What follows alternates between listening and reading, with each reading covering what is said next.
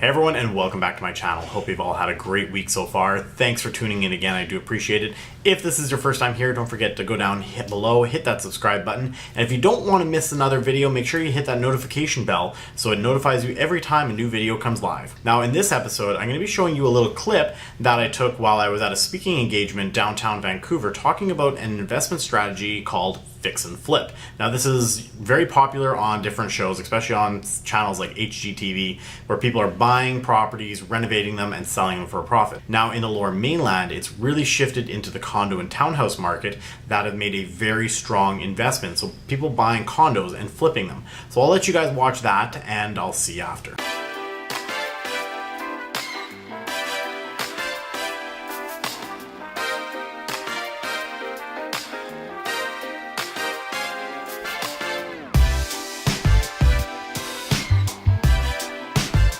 Alright guys, how's everyone doing?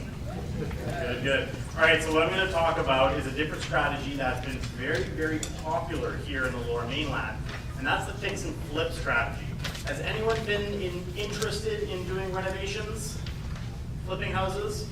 I know it's very popular on TV, especially HGTV. I think it makes better TV than saying, alright, we're going to show you how you bought this property and sat in cash flow all day long, right?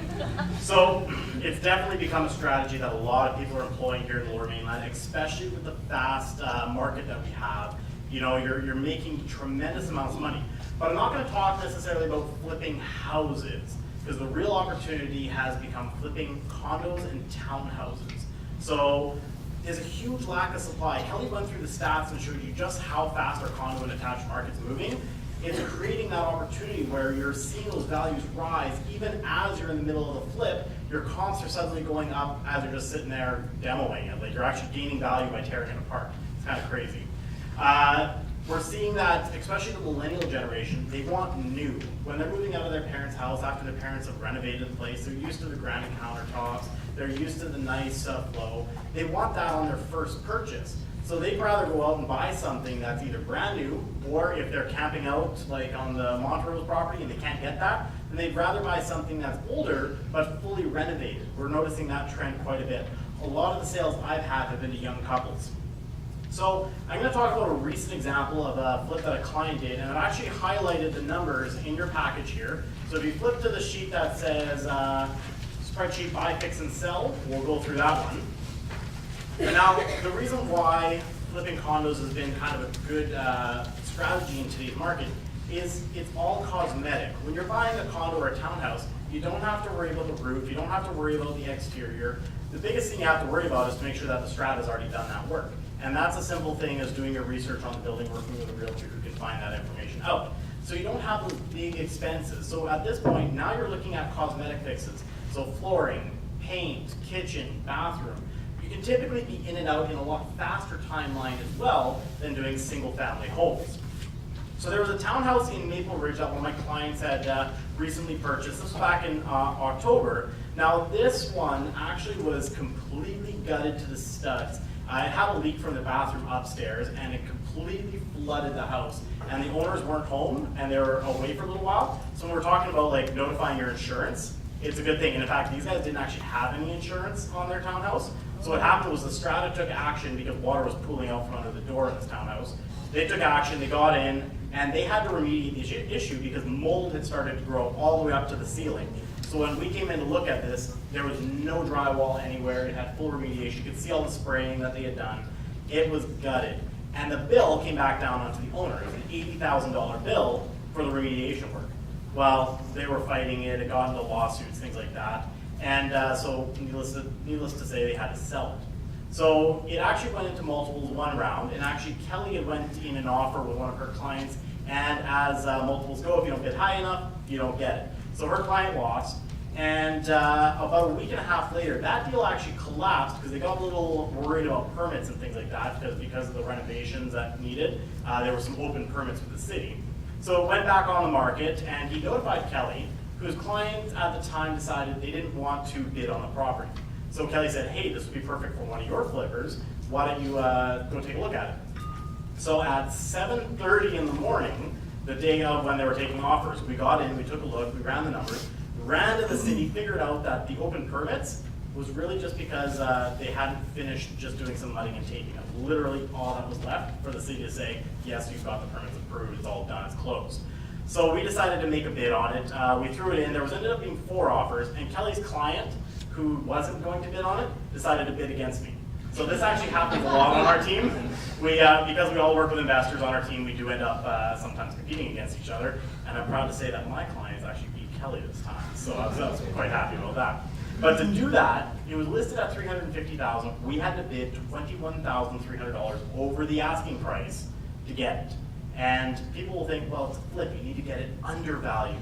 In our market today, sometimes it pays to know what your top dollar is, know what you're going to get for it, run your numbers, and know how high you can bid on the property to get it. And in this case, it really worked out for my clients.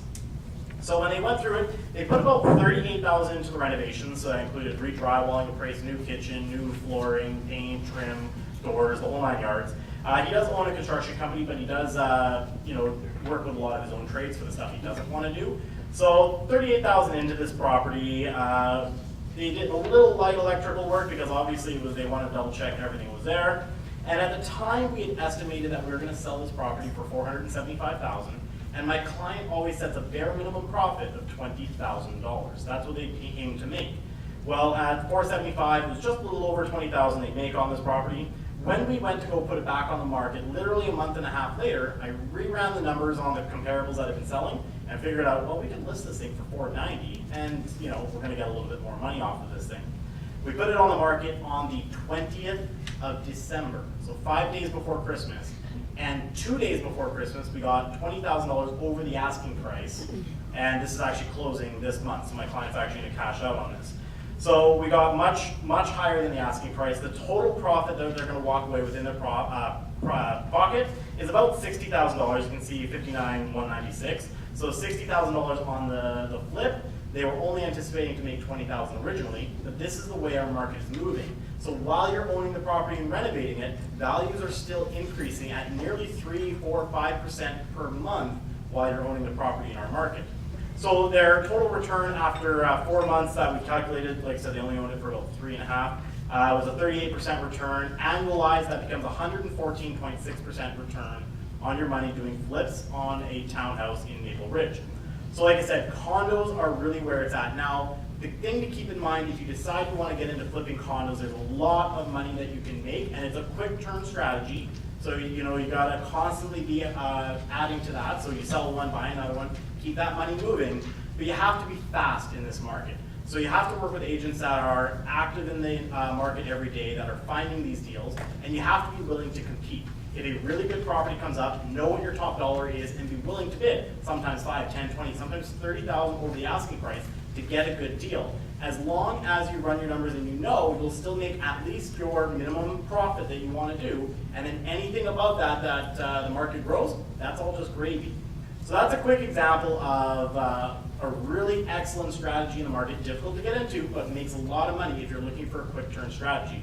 If anyone has any questions on flipping condos, flipping townhouses, just come see me afterwards. More than happy to help. I've got a lot of Keyspire clients right now who decided to get into it after the last M90, and we got several listings that we're going to be doing because they've all completed their first flips. So I'm going to turn it back over to Kelly now. Hope you guys enjoyed that. This is a very popular option that people have been doing here in the Lower Mainland. After that speaking engagement, I was surrounded. People are very excited about the opportunity that they could buy a condo and flip it. So if you have more interest in this, drop some comments below and let me know what I can do to help you get started in this investment strategy. If you like this video, don't forget to give me a big thumbs up. Also, if you haven't already done so, go down, hit that subscribe button, and like I said, leave some comments. What are some other strategies that you'd like me to discuss and talk about? And I'll see you next week.